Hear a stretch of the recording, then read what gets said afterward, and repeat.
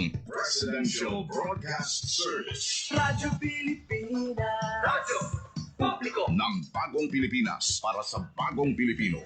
Naghahatid ng mahahalagang balita at impormasyon na guugnay ng pamahalaan sa sambayanan. Tulay sa himpapawid ng serbisyo publiko. Radyo Pilipinas. Radyo Publiko. Ang boses ng Pangulo. Sa Iloilo, Radyo Pilipinas. 585 AM. Oras sa Radyo Pilipinas, alas 9:03 sa aga.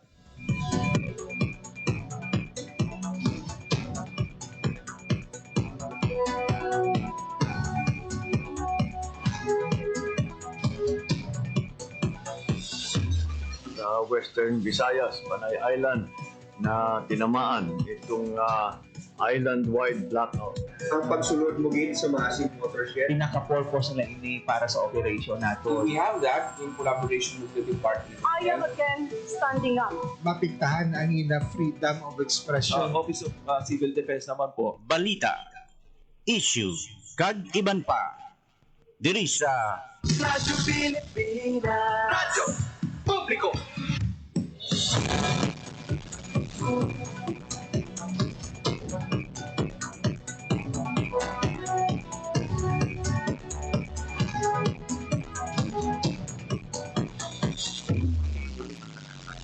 Mayong aga Pilipinas, mayong aga Western Visayas. Sudal ka ang probinsya sa Iloilo, putob sa malabutan sang amon pagserbisyo. Di ka man nga bahin sang kalibutan, naghatag kami sang katawran, mayong aga good morning sa inyong atanan. Mother, welcome si Servan Kedisyon sang pagpalagad sang programa Balita, Issue, kag iban pa. Alaw kita karon sang Martes, Agosto 12, tuig 2025. Mabiyan inina ang ikaduha sa apatanan nga Martes, subong bulan sang Agosto, tuig 2025. Makigo po ninyo until 9:55 in the morning. Ako ang inyo alagad, JP Hervas. Sa atong mga supitag palamating all over Western Visayas, province sa Baclan, Antique, Capiz, Guimaras, Iloilo, sumuman sa atong mga kauturan sa Negros Occidental, mga Filipinos living abroad and overseas Filipino workers, maayad-ayad gid nga aga sa inyong tanan. Welcome sa aton sining nga pagpakalagan. Sumuya nga adlaw sang Agosto 12. Ang pagpakalagan sa programa Balita, Issue, kag iban pa. Mabatan live sa 585 kHz sa lisuan sang inyo mga radyo. Sumuman sa ating official Facebook page, ang Radyo Pilipinas Iloilo.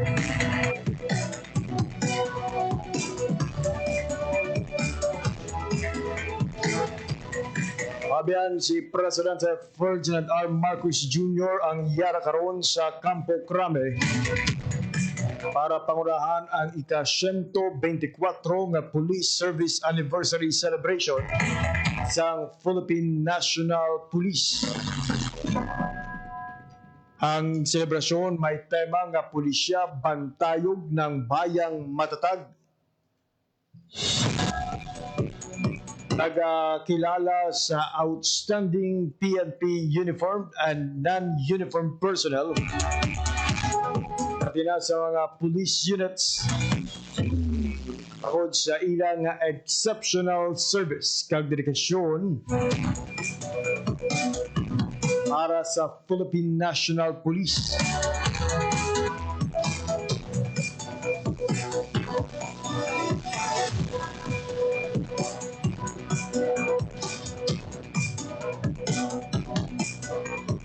Ang event mabiyag feature man sa walo ka PNP patrol vehicle nga showcase sang evolution sang police transportation and mobility. At isang main ceremony, si Presidente Marcos ang nagpalulumabiyan sa PNP Command Center.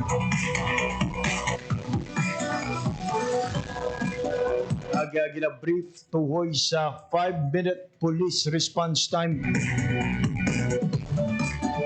Nagpakita man sa live demonstration sa PNP operation.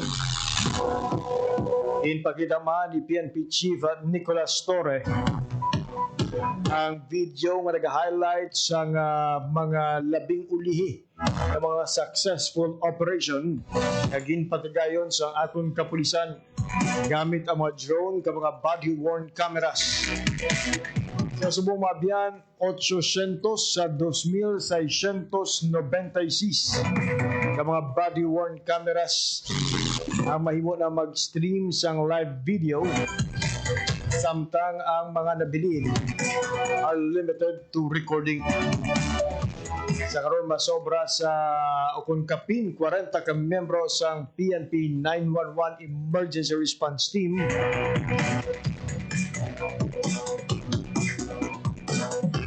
ang naka-station sa PNP Command Center. Samtang sa aton nga pangalagad mga biyan sa mga aga pagluwa sa pagdulong sa mga labing ulihing nga balita nasyonal magapatpat man kita mga biyan sa pila ka mga balita lokal. Hapon formal lang nagibuksan sang Panlalawigang Federasyon ng Sangguniang Kabataan o kon PPSK Iloilo ang selebrasyon sang Linggo ng Kabataan sa katuyuan nga ma-highlight ang kapasidad, talento sa mga Ilonggong nga pamatanon sa nanoy tuhay nga patag. Magakuha magita mabiyan sa update ikan sa aton sining labor beat reporter uhoy sa update mga biyan sa EDSP Category 1 Scholarship na ginapatuman sang Overseas Workers Welfare Administration o kon OWA.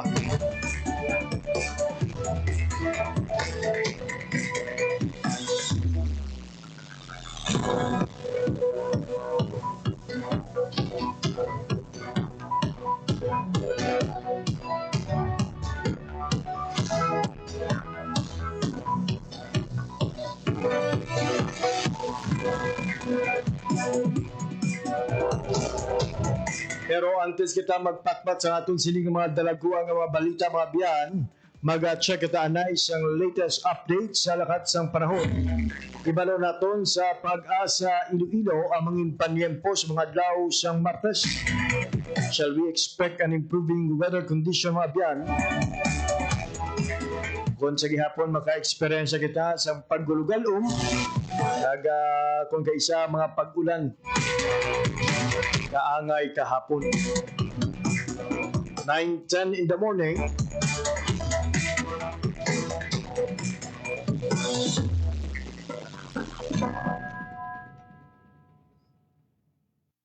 Oras sa Radyo Pilipinas, alas 9:11 na sa aga sa silinga oras. Kaupo natin sa piyag na linya si Ma'am Leonor Silvestre sang DOST Pag-asa. Ma'am Leonor, good morning. Hi, hello everyone. Good morning. Muna yung ating latest weather update para sa subong na adlaw Tuesday, August 12, 2025. As of 4 a.m. po ginang aga, ang ginamonitor natin nga si Bagyong Goryo ay nag-intensify kag nasa typhoon category na. May kalayon nini si Bagyong Goryo nga 745 km east of Itbayat, Batanes. May maximum sustained winds na nga 120 km per hour near the center kag gastanas nga up to 150 km per hour. Ang iya hulag ay pa-westward at 25 km per hour.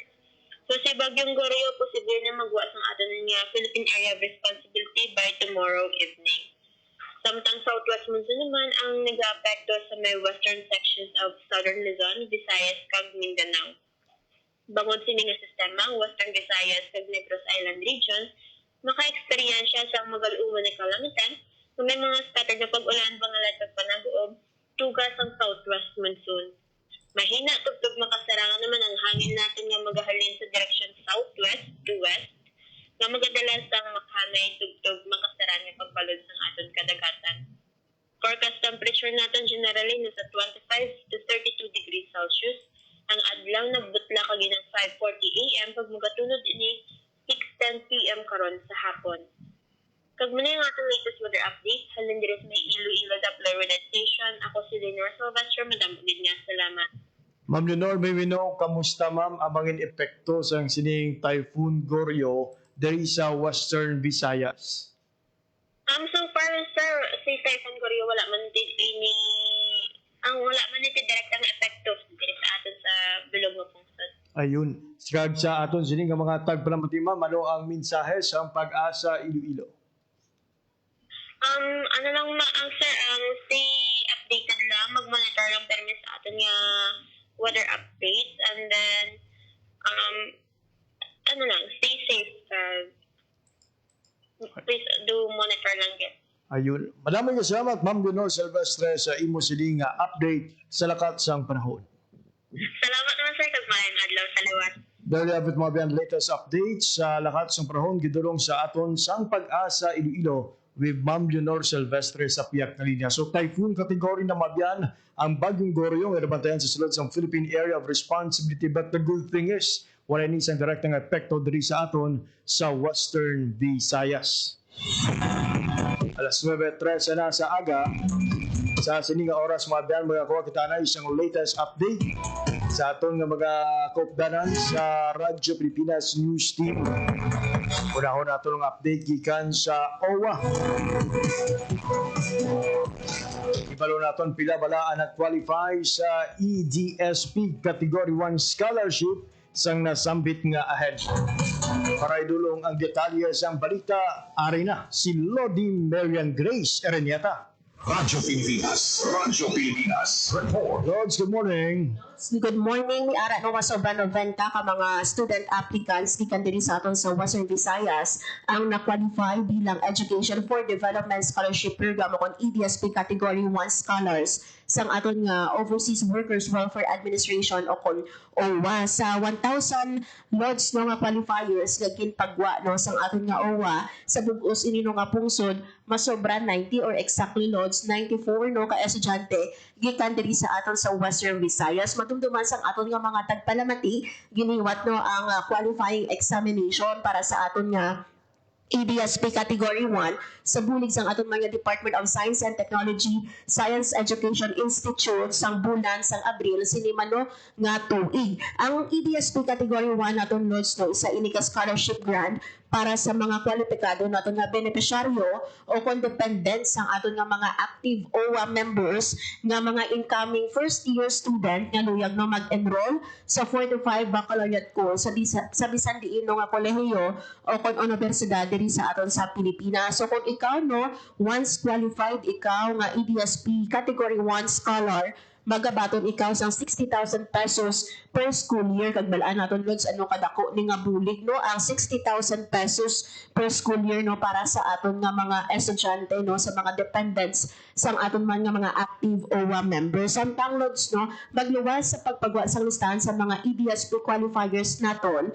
Kung sa diino makita subong no sang aton nga mga tumalanaw sa Facebook page ang mga pangalan sa mga na-qualify and kahapon no ginlawag man naton inilods no ang 94 naton nga mga nakapasar. So magluwas sa EDSP qualifiers nato no may ara man kita no or may pagwa man ang OWA nga top 20 nga qualifiers naman para sa aton nga Congressional Migrant Worker Scholarship Program o kon CMWSP. Kung sa diin diri sa aton sa Western Visayas isa lang gid ang na-qualify for this scholarship nga amo si John Mar Martinez. So sa idalong naman yan no sang CMWSP ang scholar no o kung qualified na scholar makabaton sang financial assistance nga maximum amount of 60,000 pesos per school year tugtog nga matapos no sang estudyante ang iya nga 4 to 5 years nga baccalaureate course sa bisan diin man no nga kolehiyo o kon universidad diri sa aton sa Pilipinas. Ang EDSP laws kagang aton nga CMWSP duhalang gid no sa mga scholarship programs ang aton man nga OWA may isa pa gid amo ini no ang OFW Dependent Scholarship Program naton o kon ODSP. Sa mga kauturan naton lods no nga may sa aton sa Radyo Pilipinas Iloilo may nag-message dira nakapangayo or nagapangayo no sa listahan sa mga aplikante or qualified scholars ara mga biyano na post kamo dira sa page no sang Radyo Pilipinas Iloilo kag pwede ini no ma-access pinaagi sa website sang aton man nga OWA. Kag sa mga nagapamangkot naman kiti last July Lords no ang aton nga OWA nagpanawagon man sang application para no sa aton nga EDSP2 kag sa OFW Dependent Scholarship Program Category 1 and 2. So according diri sa aton nga OWA Regional Office 6 wala pa iniya resulta. So as of now ongoing no ang ginahiwat naton nga evaluation sa application no for our EDSP2 and OFW o kon ODSP 1 and 2 Lods. Lord, sa klarohon ta lang, by qualifier, and automatically sila ang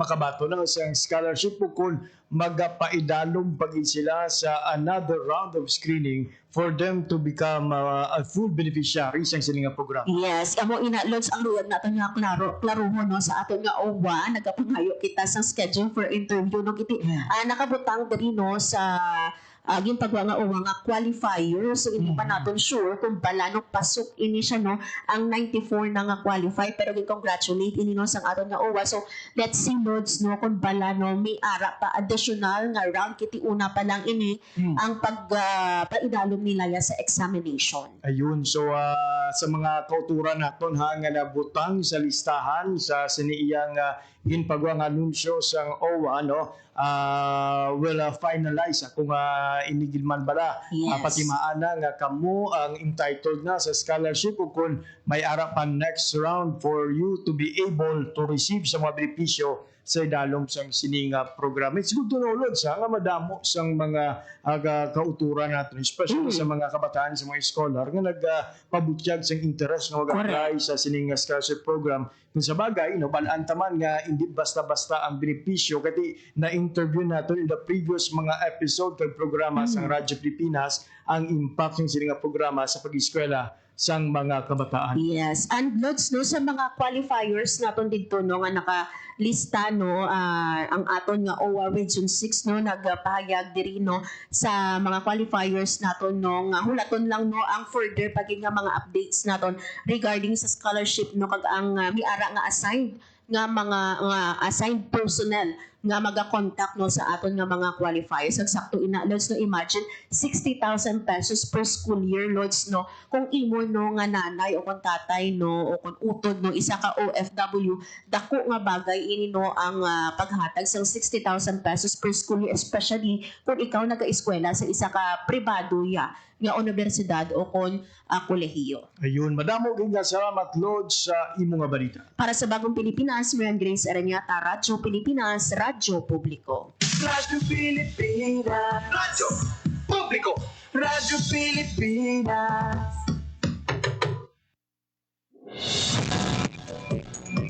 Oras sa Radyo Pilipinas, alas 9:20 na sa aga. From one report to another mga biyan. Magakuha naman kita sang update gikan sa Iloilo City Government. Ikasunod sa mga ginapahayag, maglapta sa mga napatihan nakatapos ang Badjao Community dari sa syudad sang Iloilo. Ano pala ang aksyon sa syudad? Kuha na ito ang detalye sa balita sa report ni Janelle Baclay.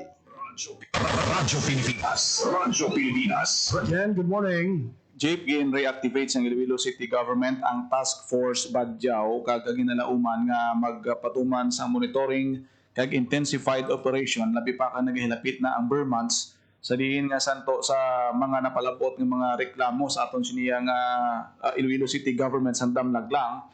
May pila ka mga nasiplatan nga Badjao nga nagasulod sa mga food establishments diri sa Iloilo City kag nagpabutyag sang pagkadismaya ang pila ka mga customer bangod nga kung hindi mo kuno pagtagaan sang ilang nga ginapangayo nagabayolente sila no. So ginapaimbestigahan ini karon sang Iloilo City Government rason nga ginreactivate ang task force Badjao. Subong nga nagahilapit ang Pasko, gusto ni Iloilo City Mayor Raisa Treñas nga mapasangkad ang pagmonitor kag enforcement sa mga nagalagaw-lagaw nga Badjao diri sa may syudad sa Iloilo kaya ang iban sini sa ila ginpapauli na pero sa subong ang manog bare months ginalauman nga hindi sila magamat-amat balik jeep no kung hindi malanggit nga sila nga sa Iloilo City ni sila dayon ga diretso kundi ang iban sini nagaagi sa iban nga kabanuhanan sa probinsya sa Iloilo kaya nagaamat-amat kadto diri sa may syudad sa Iloilo. So ano ang mga tikang sang syudad para nga mamonitor sila? Ang kabahin sa action plan sang task force badyaw diri among pag-activate sang CSWDO ang ila sining staff may yara sing coordination kaupod sa barangay councils sang barangay o kung sang tagbak Ungka, Haro, kag Baldosa, Lapas kung na-notice nimo hindi nga mga barangay ara da ang mga terminals nga nahampang no kasubong sang Mohon Terminal, Parola Wharf, dira may gapamutang nga assistance desk para nga mag-monitor sila kung may ara sa may kapanaog nga dugay na suspitsahan nga badyaw abi mamonitor nila kag mapuro pamangkot no. Katapo man sang sining task force amo ang Iloilo City Police Office, Public Order Safety Management Office, kag City Social Welfare and Development Office. So sila mabuligay para nga mamonitor no kag matagaan dayon sang early nga pag-address ang ini nga mga reports sa jeep kiti budlay kung ulihi na gawa no hulat no mabi mga September, October ka pa maghulag. So damo-damo na gid sila. So while gamay-gamay pa lang amo ning katuyuan sang pagtukod diya sang pag-reactivate sang task force badyaw kundi kita magsalagi na pamunuan ni Sir Hector Alejano no sa bahin sang Iloilo City Government jail. So suno sa task force badyaw naman niya ining reports nagligad nga mga bayulinti kuno nga nasuspetsahan badyaw hindi kuno na sila badyaw kundi naka-costume lang sila.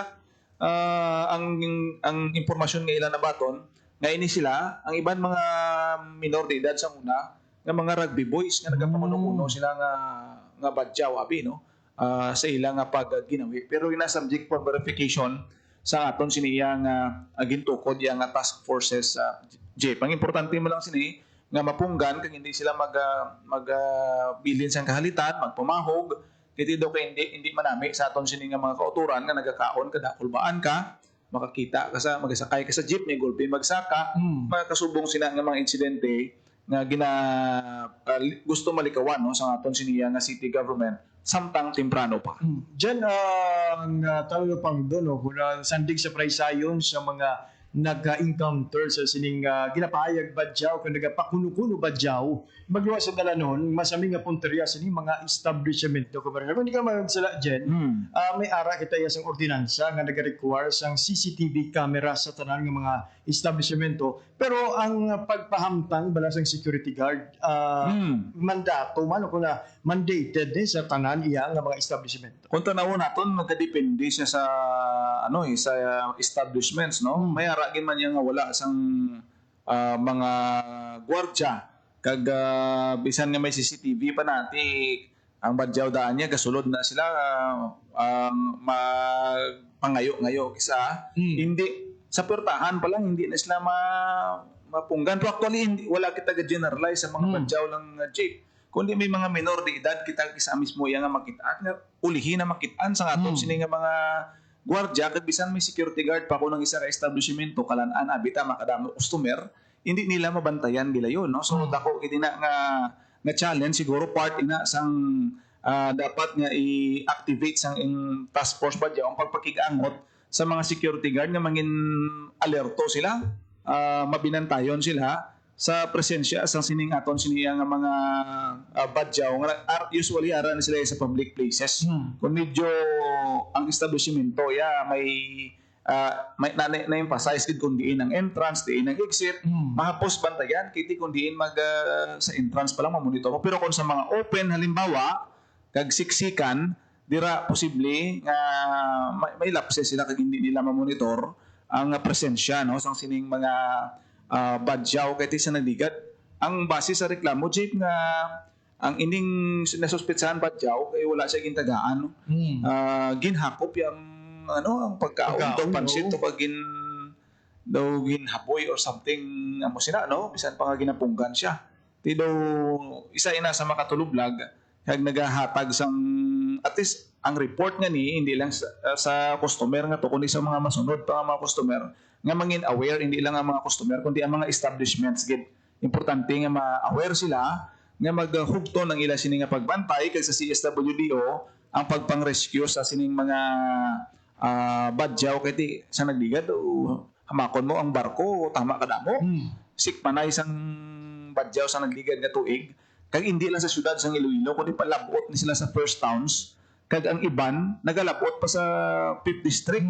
Kag may mga reported pa jeep nga naga-remit sa mga naga money remittance ng mga establishments. So, ang ilang koleksyon. Ang isa sa mga hambal diri sang task force Badyaw nga kuhaon nila ang bulig sang NBI sa pagmonitor kay makabulig ng NBI kung may ara sing mga grupo nga naga-hold sa ila tiyan mo nang budlay kay ang Badyaw kabalo mag-send sang money sa money remittance center Jape kag napicturean ina sang pila ka mga netizens. So pamangkot dira kung may ara sing dako nga grupo, may sindikato nga nag-hold sa ila, may nagapaplite sa ila, may nagapakaon sa ila, kag nagapalibot. Isa ina sa mga luyag matukib sang aton sini nga city government kag ang aton nga task force Badyaw suno kay Sir Hector Alejano nga magapagkikangot sila sa NBI para mabuligan sila sa pagmonitor. Ginpamangkot naton dyan ang tuhoy sa pagbamtang sa security guard. Kaya magiwas nga, we are boasting our city as a peaceful community. Hindi po sa aton sining ihibalo nga aton nga syudad gina-honor man for being a creative city for gastronomy kag ang mga establishmento nga masami nga ginapadulungan sa mga Badyaw community o kung sa mga pakuno-kuno Badyaw dyan, mga kalan-an nga hindi man high-end kiti ang kung usisaon ta dire ang masami nga ginakaduan sa mga lokal kag sa mga turista para tilawan ang manamit magkaon mga yara sa merkado publiko, mga dugay na naton di nga mga establishmento sa downtown area. Di ko nga mag-amo sini ang mga balita karon nga may mga nagapangsulod nga mga ginapahayag Badyaw, nagapakuno-kuno Badyaw. Di kung ikaw ang turista dyan, pangunyadi o kung risgo kagid balasing imo sa ding safety and security para magtilaw lang sa mga ginapabuga nga pagkaon sa aton sini nga syudad. Kay andagin man jeep no, may mga ragin man yung mga turista nga gusto nila do challenge na makanto sila sa merkado publiko, sa mga batsuya naton nga nahamtang sa kilid-kilid. Kaya gusto nila ma-experience ang kasubong sina. Kaya ti part na siguro no sa seguridad nga dapat ma-enhance subong. Mayon ni kay temprano pa. Mas early ganini ang call mo sa aton sining alkalde nga i-reactivate ang task force Badyaw. Hindi lang naton pag tanawon gid nga Badyaw kay dako man mga IP community kita nga nagapanaog ang iban sina nagabaligya sa mga silhig.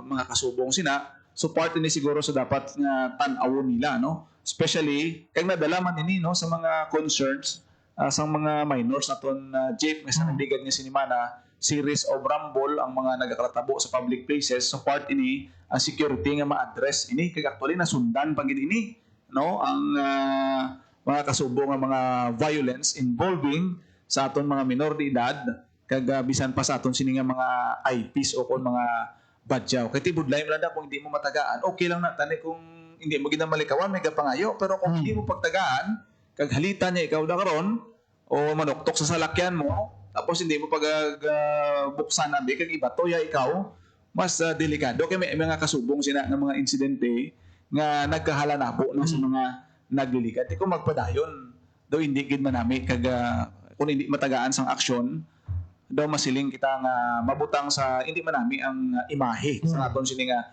syudad sa Iloilo. Kung ano kanami bada karon sang mga pagkaon kay ginakabit nga UNESCO City of Gastronomy. Kung bakal mo da karon batsoy kag may nagapanguhit sa tupad mo, tidokulbaan ka, no? Ang lain pa jeep kung bata do hindi ka pagkulbaan, pero kung tigulang na amo na ang nagatawag siya sa ang kahadlok sa aton sinipila ka mga customer na nagsulod sila sa establishmento. Kung hindi man kaya ang security guard, ito mahal-mahal man ang bayad sini. Bisa na mga barangay tanod natin kung magalibot-libot man dyan, no? Kag magbulig bantay sa sining mga public places nga masaming nga ginakatuan sa aton sining mga ginapahayag, Badyaw kung nagapakuno-kuno, Badyaw. But regardless kung of their ethnicity dyan, Badyaw man inyo kung hindi, no? Kamay nga may action gid ang aton sining nga syudad. Kag masikop ini sila para masaway no kag matuluan sa nakaigo nga leksyon. Kaya yung iba na sa una jeep ginahimo ni sila gani nga parking boy, naga parking boy ni sila.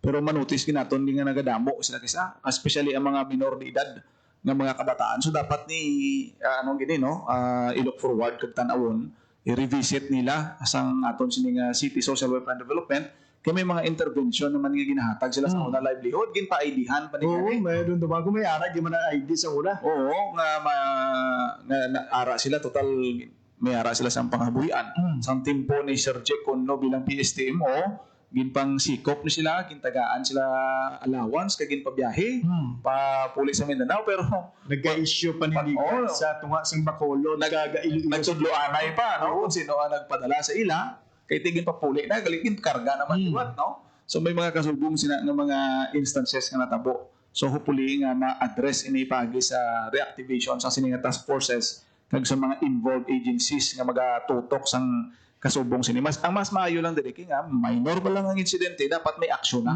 Hindi pagulaton nga magdako o kung may madugaan pa da ang mga customer kay do kalain na kay gadako ang damage. Prevention sa gyapon ang dapat nga mangin mindset sa aton siniya nga kin-reactivate nga task forces. Jay. Yes, dapat giling aksyonan ini dyan, no? Kabigo na lang ini nga isolated case. Pero kung mag-sige-sige ini, abad, dako na gini nga problema kag bukol para sa aton sini nga Iloilo City Government. Madamog nga salamat dyan sa imo nga balita. Amo na madawanalan nga balita para sa Bagong Pilipinas, Gina Baclair, Radyo Pilipinas, Radyo Publiko.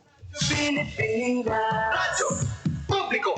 Radyo Pilipinas. Ang oras mga biyan, alas 9:33 sa aga. Speaking of security mga biyan ha, ang Department of the Interior and Local Government o DILG ang nagmando na sa mga barangay nga magpahamtang sang barangay tanod sa mga pampubliko nga bultuan sa bug-os nga Pilipinas para sa buong school year 2025-2026.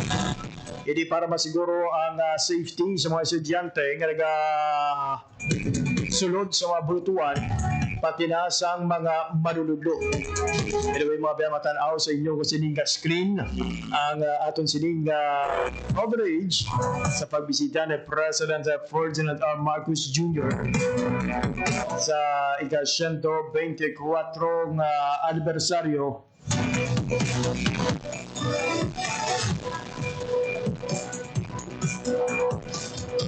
sa Philippine National Police.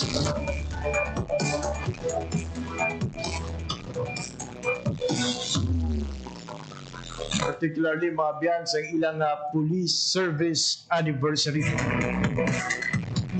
Bantayan mga biyan ha, sila lamang madugay ang mangin mensahe ni President Ferdinand R. Marcos Jr. tuhoy sa sining selebrasyon sa Campo Crame.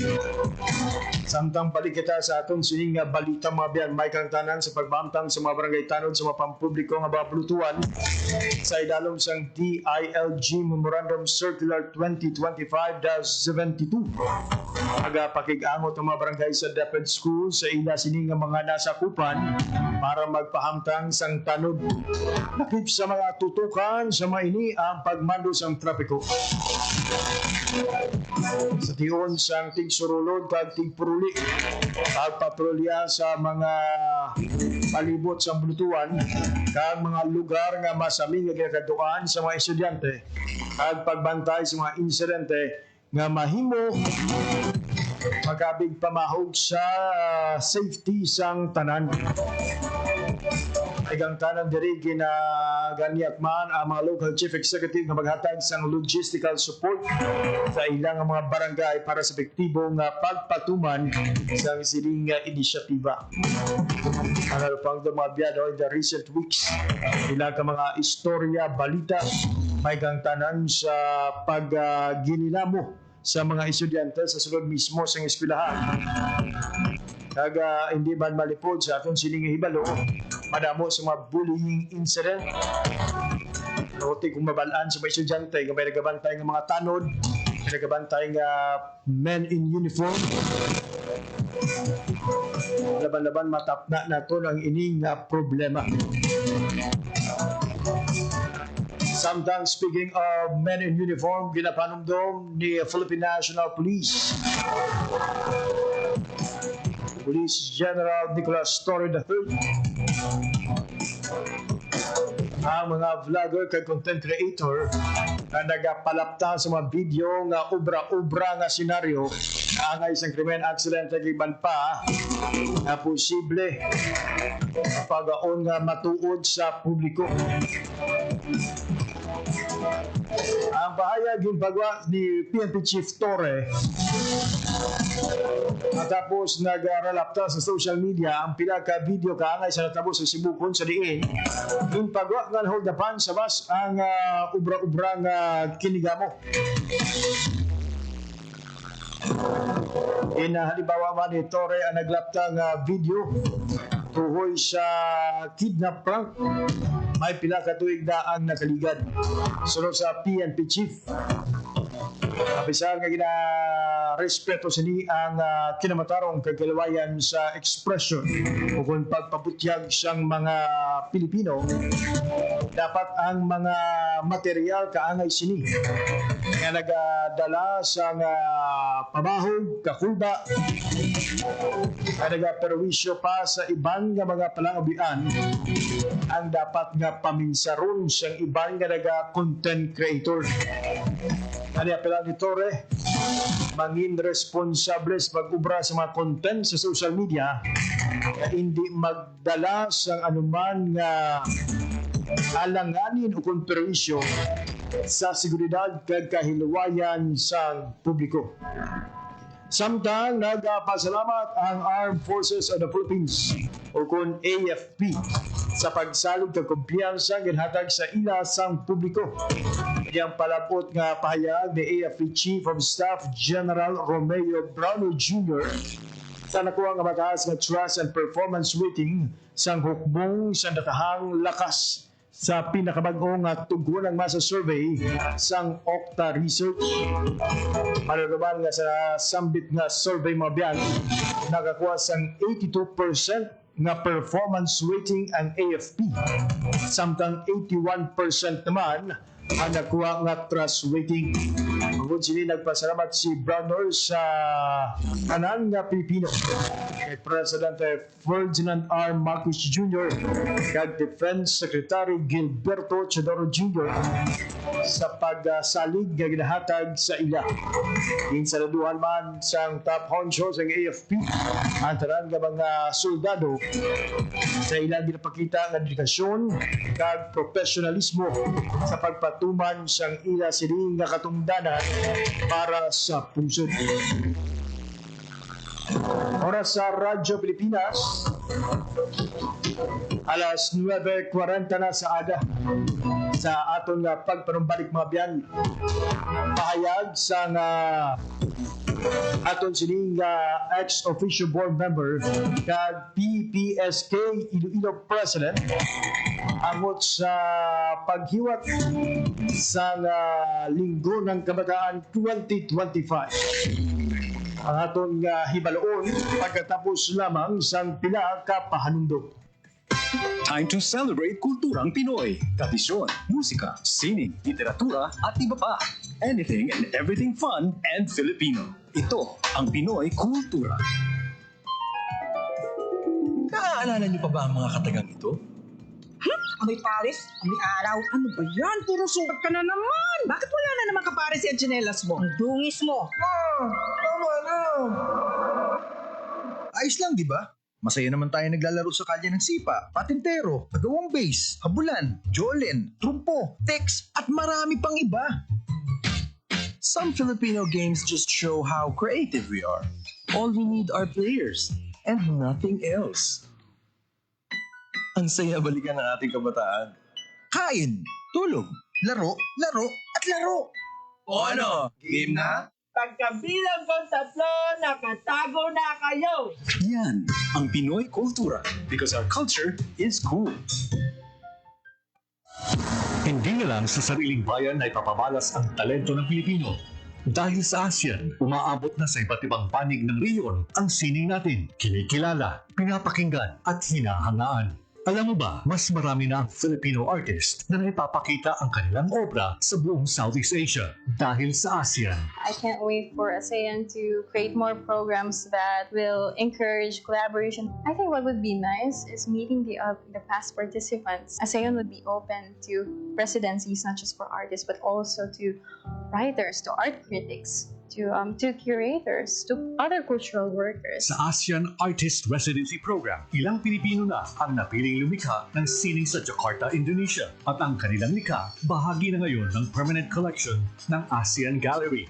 Mayroon ding Connect ASEAN, isang art exchange program na gumagamit ng online at on-site exhibits sa mga palabas sa Manila, Jakarta at Busan. Tambok ang mga likha ng Filipino artist sa harap ng libu-libong manonood. At nitong 2024, tampok rin ang galing ng mga Filipino graphic artist sa ASEAN Graphic Arts Exhibition sa Vietnam, kasama ang higit 150 likha mula sa buong ASEAN. Pero higit pa sa pagpapamalas ng husay sa sining ang layunin ng ASEAN. Sa pamamagitan nito, nabubuo ang palitan ng kultura at ideya sa pagitan ng mga artist mula sa iba't ibang bansa. Mula rito'y sumisibol ang koneksyon, pagkakaibigan, at mga obrang mas makabago, mas makulay, at mas makahulugan. Dahil sa ASEAN, ang sining ng Pilipino ay hindi na lang para sa lokal na eksena. Ngayon, may entabladong regional, mas malawak, mas makulay, at mas kinikilala. Oras sa Radyo Pilipinas, alas 9:43 sa aga sa Liapon, nagapamati kamo sa pagpangalagad sa programa Balita, Isyu, Kagiban pa. Radyo Pilipinas. Radyo Publiko.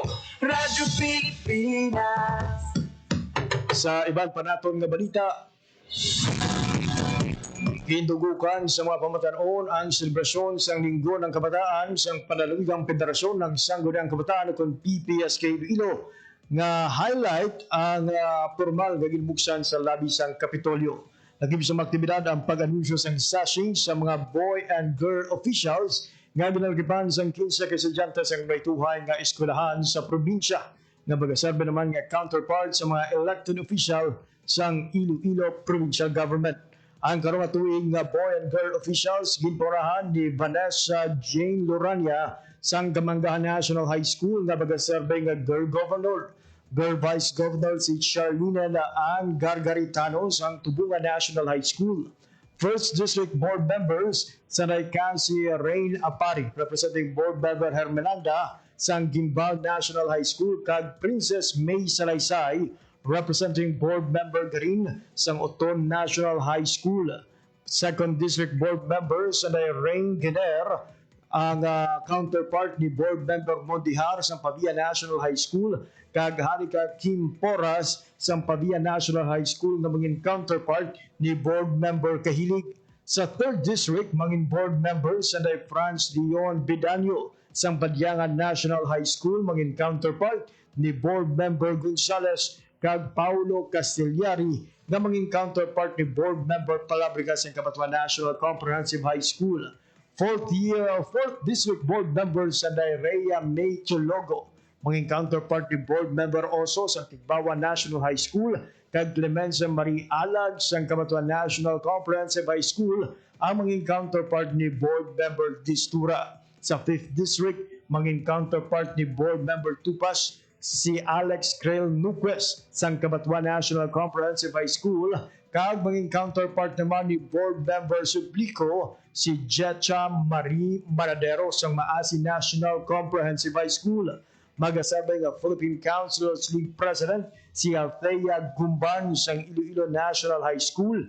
Liga ng mga Barangay President si Mary Divine Almacen sa Alimudia National Comprehensive High School. Kag PPSK President si Audie Jema Hinona sa Pavia National High School.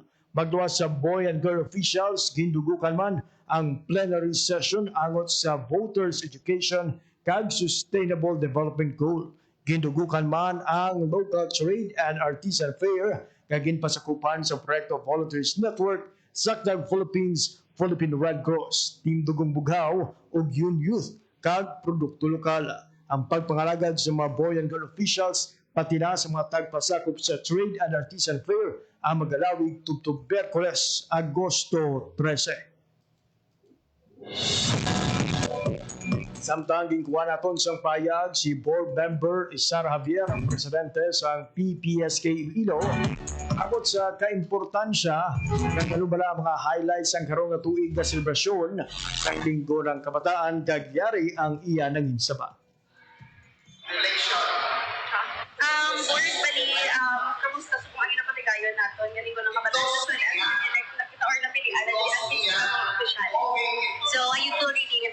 everyone. Madamo kita salamat Ma'am Sir sa pag-interview sa subong na adlaw. So ato na celebration na start na sa August 9. Amo nang kick-off event which is tree planting sa Maasin. Then subong August 10 kita sa Maasin. Then subong August 11 na nagsashing kita sa Boy and Girl Official. We have 156 ka applicants. Then ang napiyan 15 lang. Tapos may tatlo na ka-round, which is first ang screening sa papers nila, then essay, then interview, then naging na-reveal na kung sino ato na governor na alin sa Kimball. Then, subong may laban ni Sir S. from Comelec is voters education. According kay BBM na may napirmahan na ng term extension, pero regardless of that, dapat gina-educate na ginawa ng mga kabataan with regards sa voters education. Because as we all know, rampant yun ang vote buying. So, isa man nakaway sa PTSD office to recognize that problem and manalang solusyon.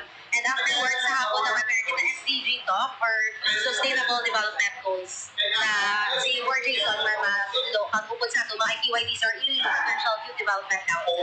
For the officials, anong mga nakaligyan na sila mga proyekto? Ayan. So, nagsaka na ito na Boy and Girl officials kay meron silang SB orientation kay para sa preparation for tomorrow, ma'am. Kaya mapungkod na sila sa kay Vice Gov, kay Gov, sa mga board members sa ma-attend sila sa session na and then after sa SP orientation, meron din ang ordinance making contest. So may mag-guide sa ila kung paano mag-resolution ng ordinance. Kaya para may output kita makuha sa ito na Boy and Girl official kasi i-adapt naman na ng ordinance or resolution Manila pag-obrahon. From 3 days, sir, ma'am, dear. Bali, subong ang SP orientation, tapos aton resolution and ordinance na seminar. Then tomorrow is ang ilang capital work. Pero at least ang other departments, makita nila kung ano ginaura, at least aware sila sa population office ng mga team centers na gina-facilitate, PHO ng mga medical missions, na kinalain ba. Then after na, matend sila sa session na after na yun sa hapon pag-ip na madugang gina, fellowship dinner na with the old Boy and Girl officials. Then during the last day, ako na nila pag-present sa ordinance making contest awarding ceremony. From August 11 to 3. Yes, pero kahapon pa lang, ma'am, nag-team building na sila, which means 4 days kit. Ano man yung importante as a public forum sa mga incidents involving ang mga kabataan? Ano yung importance of boards sa linggo ng kabataan? Ang importance sa linggo ng kabataan ay like sa yaman o ginamam na dapat wala na nila celebrate during August or the Youth Day. Kaya dapat every day gina-celebrate na kay ang mga talento nila dapat gina-recognize and then ako nabal ko kag ginato na ITYDs or Iloilo Provincial Youth Development Council sila ni mga organisasyon na walang ginabay na pero was servisyo para matuluan kag maiwasan ang mga laylain na mga problema sa subong na henerasyon. What makes the celebration sa mga tuwing unique sa mga previous na tuwing linggo ng kabataan? Yes, ang nag-make it is sa unique subong for this year is the ordinance making contest. And of course, sa Paragon, sa Bugal sa Iloilo Awards na nagdugang kita sa more categories. For example, most outstanding Youth Development Council members. Tapos maraman kita sa municipal and province level na sa mga SK Council and residents. Pero pag-take naman sa Paragon, sa Bugal sa Iloilo Awards, it's not a competition. Pero it's a way for them to recognize kung ano mga best practices na parawan sila to adopt man ba lang officers.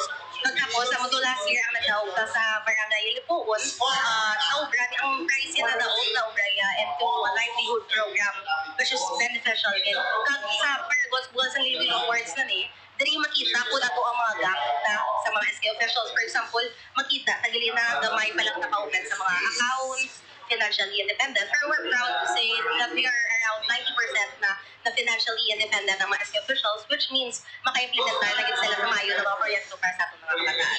Programs for environment, health, education, yes. Sa mga tuwing. Ang invitation mo, board, sa mga pamataan?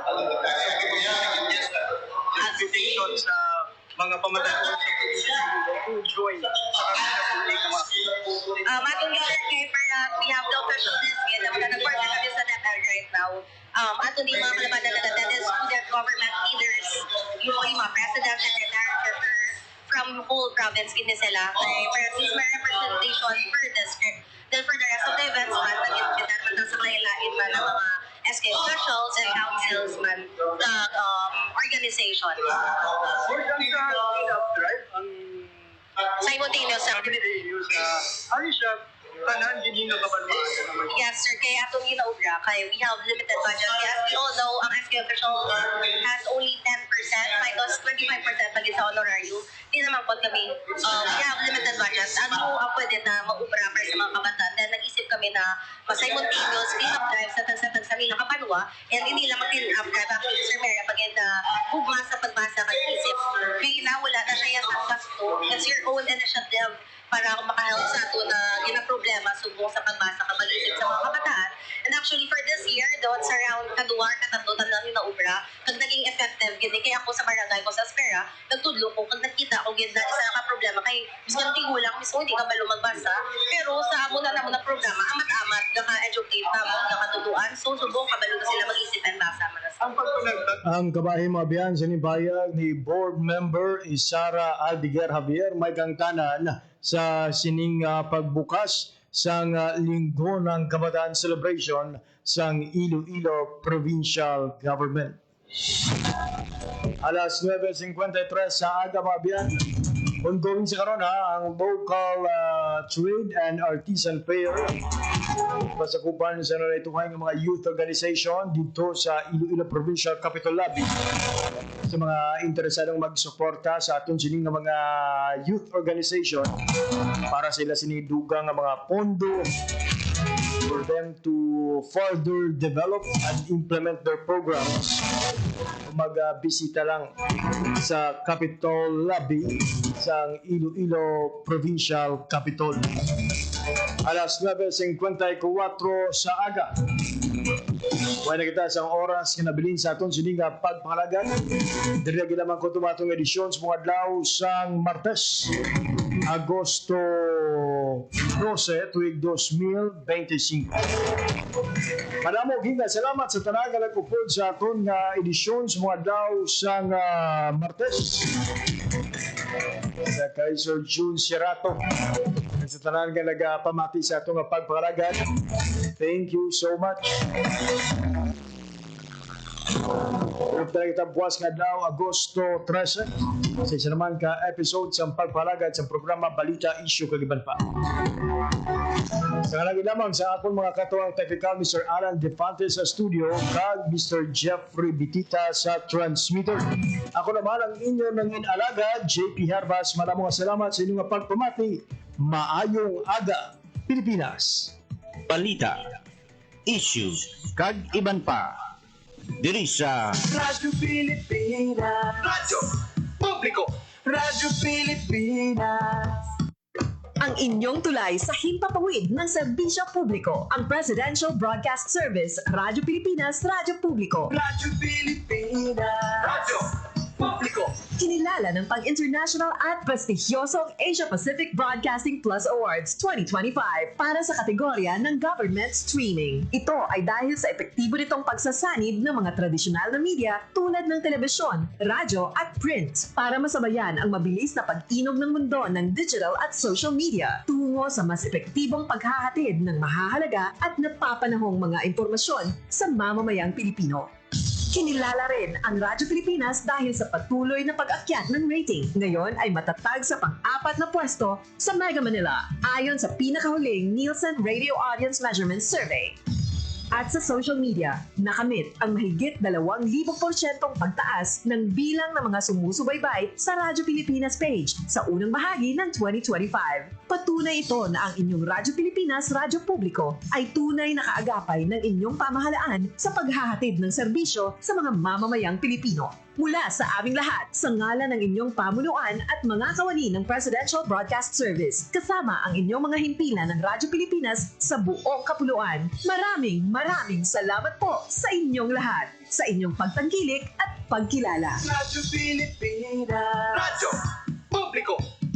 Radyo Pilipinas. Radyo Publiko. Radyo Pilipinas.